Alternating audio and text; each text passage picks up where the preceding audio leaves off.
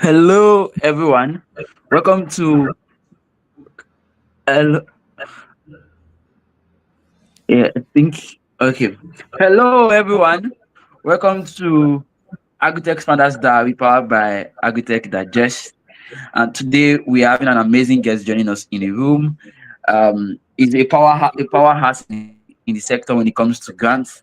And it's I'm so excited to be having him in the room today. It's not that person than Olugbenga. It's a pleasure, Thank you. really a pleasure having you joining us this afternoon. You Thank know, you so much for. so today's guest is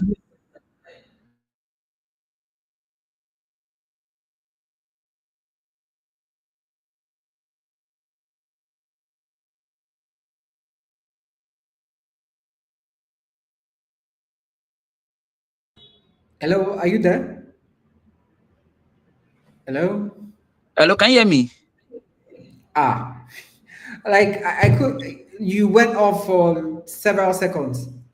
Oh, really? Okay.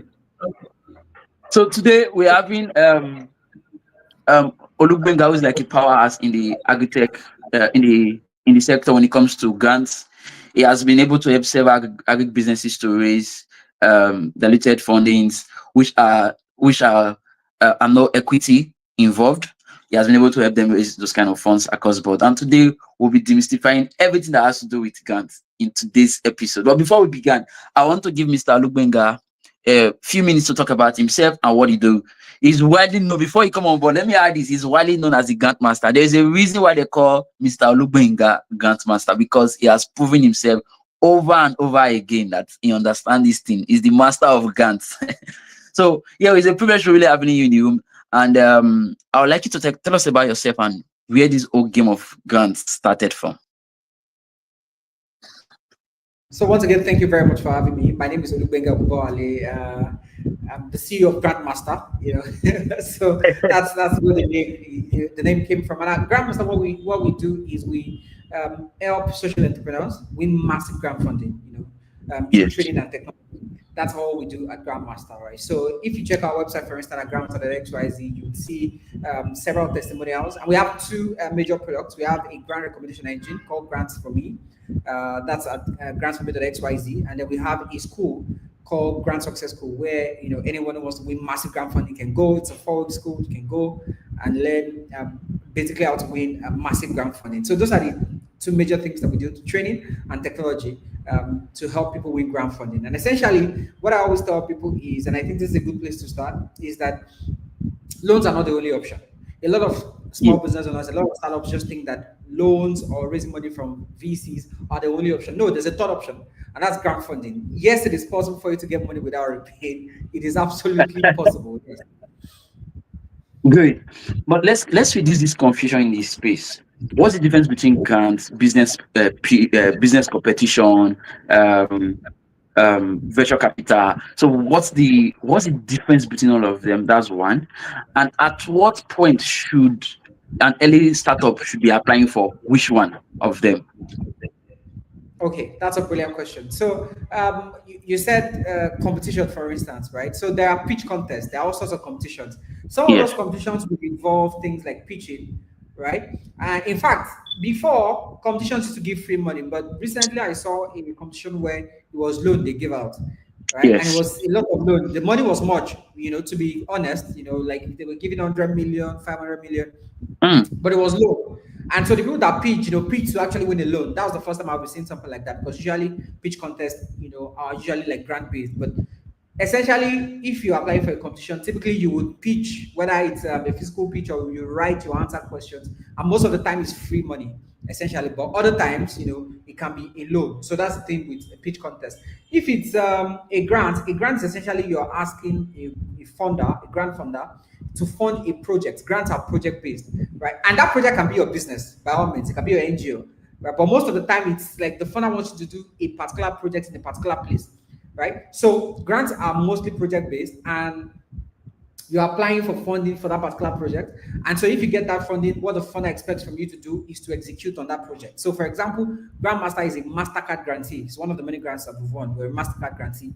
And as I talk to you right now, we're executing the project, which is literally our business. That's the beautiful thing about Mastercard. Like the grant is focused on our business. So the projects that we're doing are things that we're doing, internal products that we're building, things that we're doing inside the business, right? And as I'm talking to you, I'm doing reporting. That's exactly where I am right now.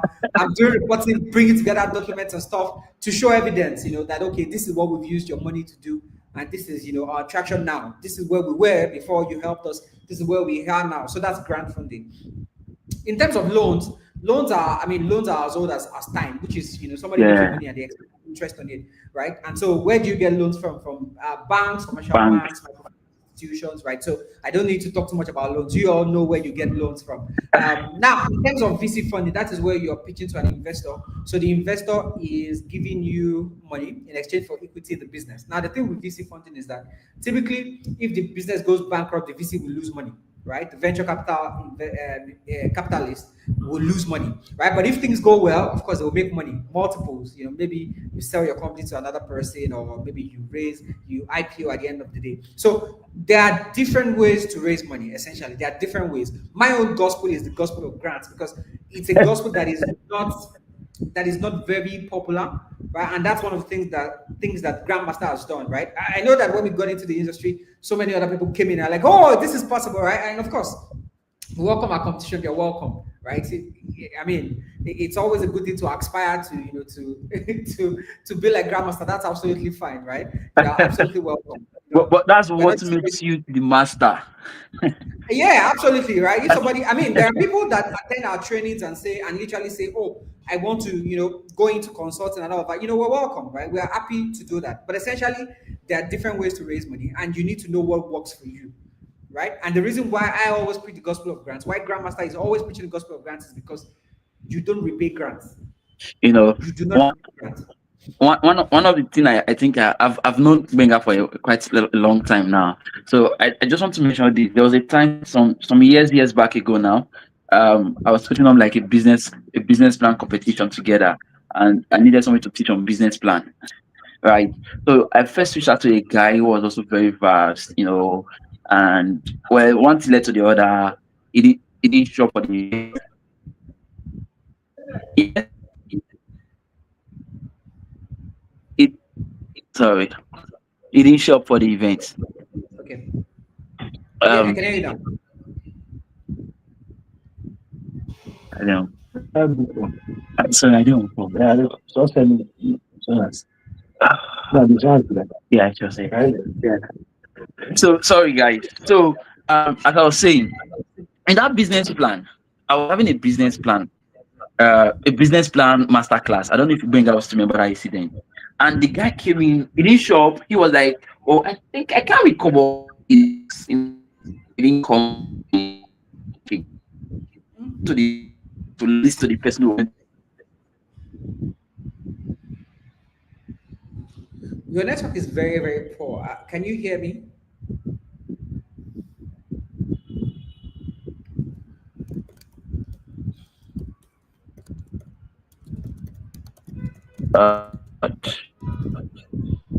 That's what I'm doing today.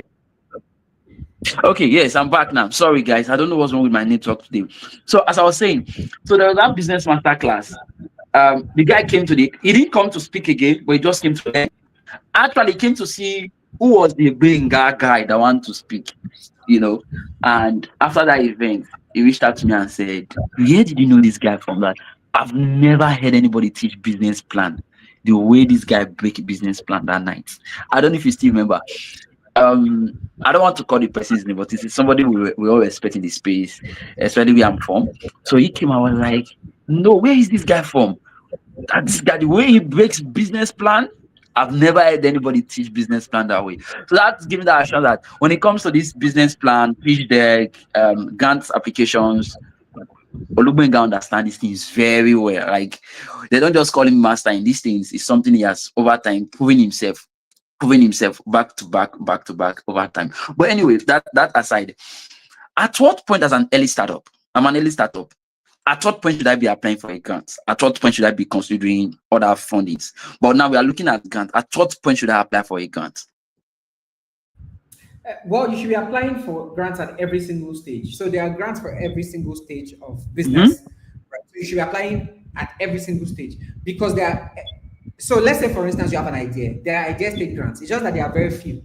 They are very, very few, but there are idea state grants. Those grants are Mm-hmm. usually very small, like $500, $1,000, right? They are grants, for idea state, startups. They are so the more you grow, the bigger the Yes. grant you should be pursuing, right? Yeah. And to give our listeners a very simple formula, divide your yearly revenue by half, right? That is realistically the amount of money that a grant funder will most likely give you on a single funding call, right? Some grant funders are willing to give you as much as 100% of your yearly revenue in one grant, but in one Mm-hmm. grant, most Yes. grant funders will rather give you half of your yearly revenue, which means that the bigger you are as an organization, the bigger your revenue, the more money you can attract in terms of grant funding. Why?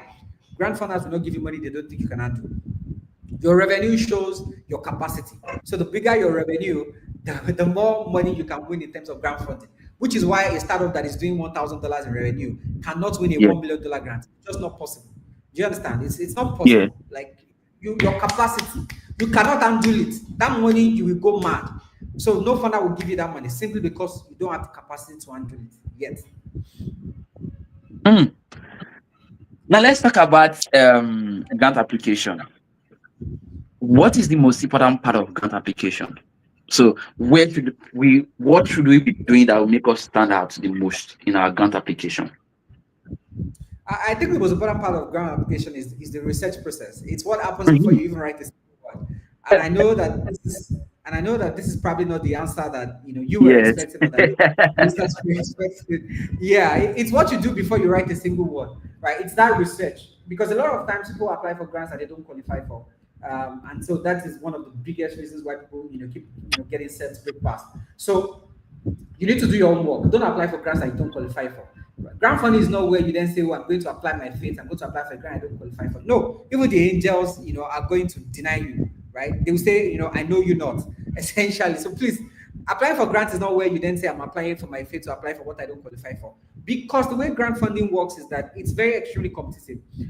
If a funder wants to give out, say, $1 million, for instance, and they want to give it out to like 20 startups, it means that about 2,000 startups will apply for that opportunity. Sometimes you have 10,000 people applying for that opportunity, and they're only going to pick 20, which means that the people that get selected are usually the people that score very high marks in the review process. So there are people that score something like 94, 95 out of 100.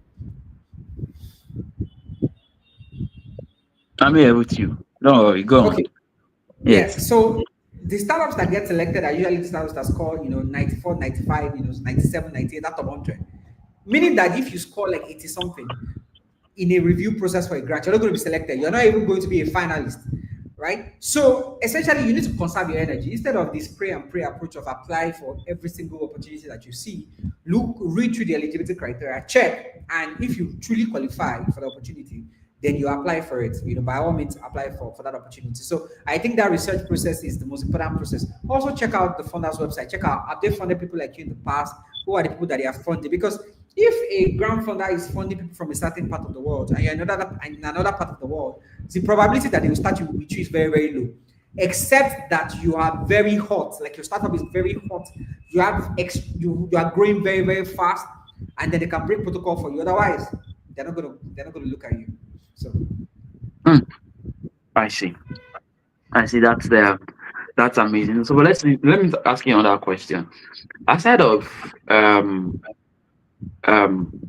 okay, no, where can we find grants? So a lot of people are listening, they want to apply for grants. Where can they get this grant opportunity to apply for? okay, so I'm going to give you a short answer and I'm going to give you a long answer. Let me start from the long answer. So the long answer is typically, you can set Google alerts for terms, in your Mm, industry, like yeah. maybe you're in the agribusiness space, you can set Google alerts for agribusiness grants and then you'll be getting emails, right? You can do that. You can you can join WhatsApp groups where they share opportunities. Even though the problem is that your WhatsApp will just be buzzing, buzzing, buzzing, and 90% of those opportunities will not relate to you, right? You can do that. You can check, all sorts of websites that share sort of opportunities, right? And just be checking until you find what you want. Or you can sign up for Grants for Me, which is www.grantsforme.xyz, where you are matched to grants you actually qualify for. What we've done with grant for me is, I mean, it's bonkers. What we've done is we rank every single opportunity, we score it according to your own specification as a startup, right? What Hi. industry are you in? What is your Yeah. age? Yeah. What is your focus? And so when you log in into grants for me, you actually see from the scores, you know that this is not for me, this is not for me, right? And even if you don't log in at all, we send you emails of grants that you actually qualify for. And when you indicate interest, like, okay, I'm interested in this grant, we send you deadline notifications, right? So you can join 1 million WhatsApp groups, and pray and spray and pray, or you can join grants for me.xyz and essentially, start applying for grants instead of, searching, Elta Scatter. And the beautiful thing about grants for me is that we have a free plan where you get 2 grants every month, and we have a premium plan, just 8,000 naira per month, where you get access to as many grants as you want, right? So that's the beautiful thing about grants for me. It's grants for Yeah. me direct. Well, this is marvelous. I've never heard of Grant for Me before. This is marvelous. So somebody does not need to waste their time searching for grant again, and they don't. At least this one is tailored to you, specific to you, and you can easily get them. This is really Yeah, marvelous. But let me yeah. ask you another question. Now, I've raised some funds. Let's say I've raised some funds in a pilot stage to scale my work. I've been able to get those funds. For founders like that, I want you to speak to them. Founders who have gotten fundings, they've got like maybe first or second fundings, and to pilot their ideas to the next level. What should they be doing after that one? After getting that grant, what next thing do you think startups should be doing after raising their first or second grant to just pilot the idea to the next to scale it? Okay, so I mean, first of all, congratulations. If you've won maybe a grant, you got VC investment or even a loan, Yeah. congratulations, right? So now with money in the bank, what you should do is you should execute like crazy on your plan.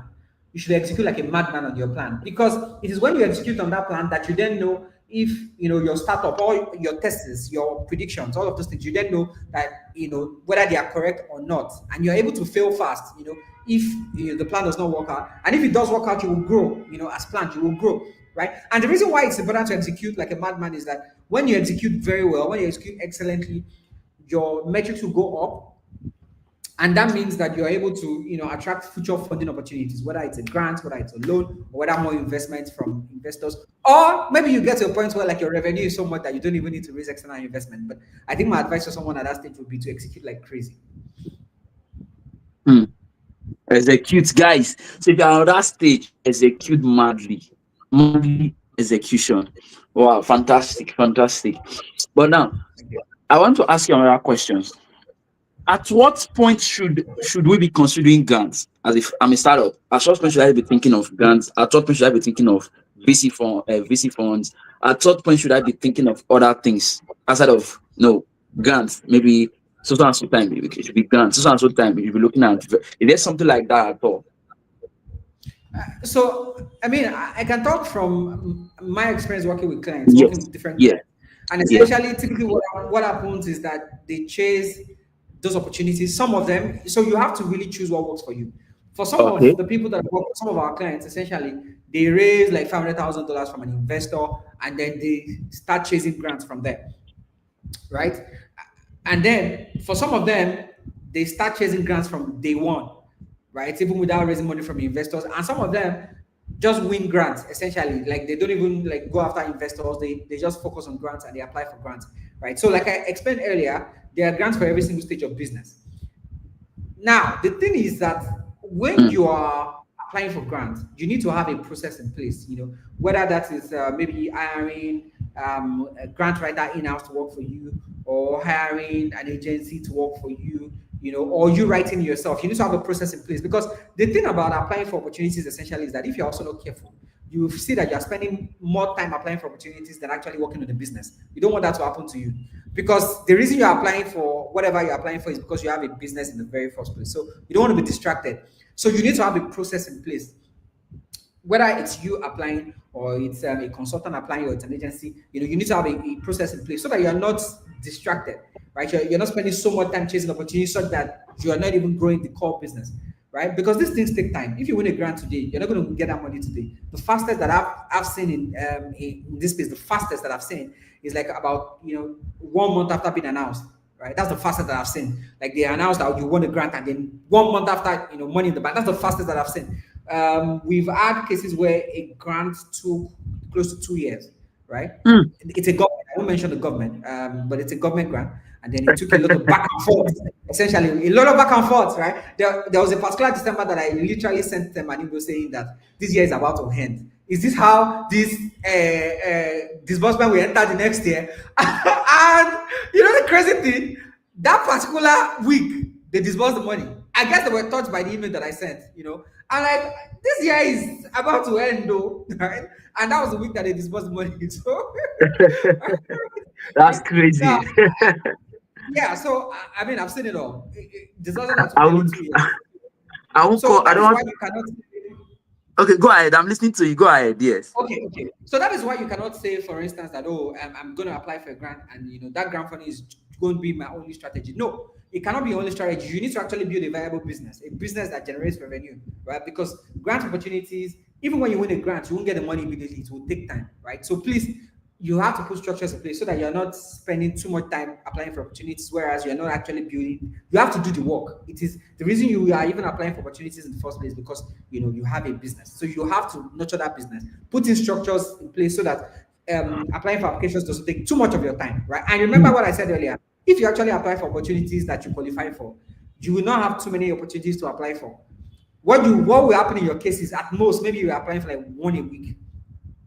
It is when you're applying for every single opportunity that you have like 10 opportunities in a month or 20 opportunities in a month. It simply means that you're not doing your research, or you have not signed up for grants from me.xyz. Yes.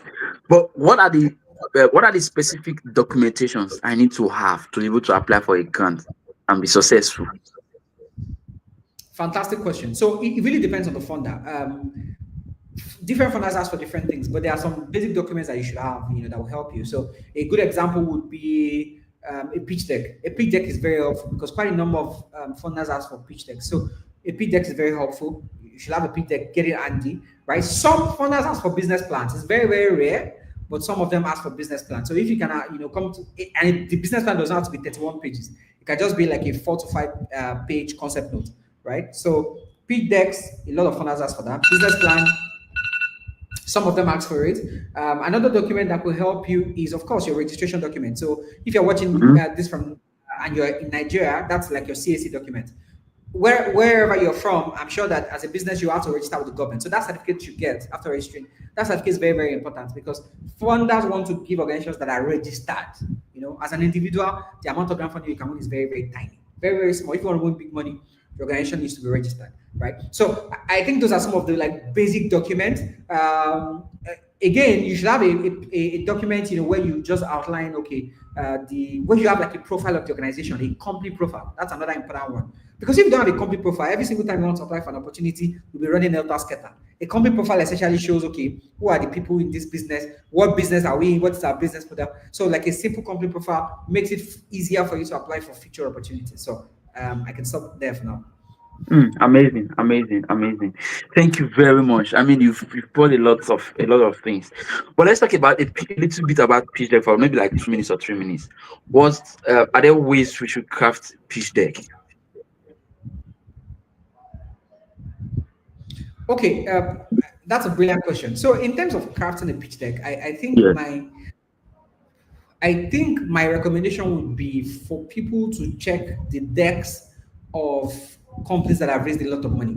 Some of those decks are actually online. That's the interesting thing. These decks are online, right? Especially of course, some of them are whole companies. Like if you go online, you'll see the pitch deck of Airbnb, the actual deck they used to raise money. So a lot of these famous companies release their pitch decks after like 5 or 10 years. They release their deck. Some of them even after 2 years. In fact, there are some accelerators that they release the pitch deck of their contestants online, free of charge, right? I've gotten, I don't want to mention names of accelerators, but I've gotten pitch decks of top companies just by attending their online event where they will share the decks free of charge. They will. So my advice would be go out, look out for companies that you admire and check if their pitch deck is not already online, right? Just check. And so that's advice number one. Advice number two is that watch Apple keynotes. Apple knows how to do a presentation. So if you want to understand what a pitch deck should look like, just watch an Apple keynote and see how Apple does design. I think you can learn design, from Apple and Apple keynote. You can learn design essentially. But in terms of like what a pitch deck should look like, just check out pitch decks of super successful companies who have their pitch decks online. You will see what a pitch deck should look like. In terms of design, go and watch an Apple keynote. Amazing. Thank you very much. Lastly, what's your last word for Agritech startup that are planning to raise funds in the next 1 to 2 years? What's your advice for them? What should they be doing now so to be able to raise successfully in their grant application or something? What's your advice for them? Yes, so for Agritech startups watching this, my advice for you if you want to win massive grant funding, my advice for you is very, very simple. Number one is make sure that your documentation is in order, right? Like your registration documents, your company file, your pitch deck, all of those things. Make sure it's in order. Essentially, you should have a data room, right? So make sure your data room is in order so that if you have a correct data room, you're able to apply for opportunities faster. It's easier for you because your data room, everything is in. Your data room is simply where, like that room, like a virtual space, where you have all your key documents. That's just a simple expansion of the data room, right? So make sure your documentation is in order. That's number one. Number two is actually do the work, like focus. I know that this is very hard, especially if you're a small business and revenue is not much and you are trying to just do 1 billion things and all of that. But being distracted is going to slow down your startup. Right? So you need to focus, which means that someone watching this call, you probably need to decide whether you want to quit your 9 to 5 job to focus on that job side, your business, right? For somebody watching this, maybe it's not quitting your job. Maybe all you need to do is to just focus on 1 or 2 products, because just imagine that you're a small startup and you have like 10 products, or you have like 5 products, and you're expecting to grow. You cannot grow because the work involved in building just 1 product. Like right now, Grandmaster is working on a major feature update to grants for me, right? A major feature update, and I know the amount of work that is going into that. And that's just a feature update. I know the amount of work that's going into it. So it's not possible for you to have like multiple products as a small startup and expect to succeed. It's not possible, right? It is big startups can do that and get away with it because they already have the structure, they already have billions in the bank. They can do that and get away with it. But as a small startup that is just gaining momentum, you need to conserve your energy. You need to focus. So step 1 is make sure your documentation is in order. Step 2 is focus, right? Focus on the business. If you don't want to do the business, then get out of the business, right? But if you say that you really want to do the business, then actually do the. I wanted to use an expletive, but let's keep this place, let's keep this place, safe. Let's use simple English, right? Do the business, right? Do it. If you feel like there's no way here, then do something else. But that distraction will cost you. It will cost you a lot, because essentially what will happen is that you will just be chasing shadows and your startup will not grow as fast as it can grow. I mean, this is a lesson that took me time to understand, essentially, which is like the way to be a successful startup founder is really to execute like crazy. And you cannot execute like crazy if you are distracted, right? If you are chasing this, you are chasing that, you have this one, you have that one, right? That's not it, right? So documentation, execution, or focus, another way to do it. And 3 is really just put a structure in place. Just like I said earlier, put a structure in place. Decide what works for you. Are you going to be the one applying? Are you going to employ an agency, right? How are you going to do it so that you don't spend too much time chasing opportunities, but at the same time you chase the right opportunities? It's a delicate balance. Do you understand? Because you don't want to be in a case where opportunities are walking you by, but at the same time you also don't want to be chasing every single opportunity, right? So I think with those 3 things, if you really implement those 3 things and you don't treat this podcast that you're watching right now, you don't treat it as just one of those podcasts that you're listening to while you're doing one other thing, and you actually take all of these tips seriously, I can assure you that in the next 6-12 months you'll probably be sharing your story with our dear host, Mr. Kenneth. Thank you very much for sharing. Thank you for your time. I really appreciate it. Guys, we've come to the end of today's episode. Please do well to follow us across all platforms on Agritech Founders Diary, across all social media platforms. And don't forget to share the podcast to your friends, to your loved ones that you know will benefit, that have startups completely that are running that you know will benefit. Your enemies, share it. Your enemies Sorry? too, share it. Yes, of course, yes. Yes, share to your enemies as well. Let them benefit from this, from today's episode. I mean, Mr. Agribusinesses have shared a lot of things with us today, so let them benefit from today's episode. On this note, to bring today's session to an end. Thank you guys for joining us. Thank you for everyone who has joined us, who have watched live on YouTube. And if you are watching on YouTube, do it to subscribe to our YouTube channel. Do it to hit the like button. Drop your comment sections. We'll try as much as possible to send them to Mr. Benga and send the answers back to you.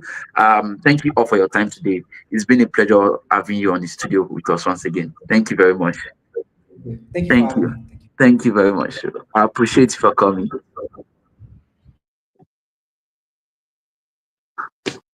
Okay.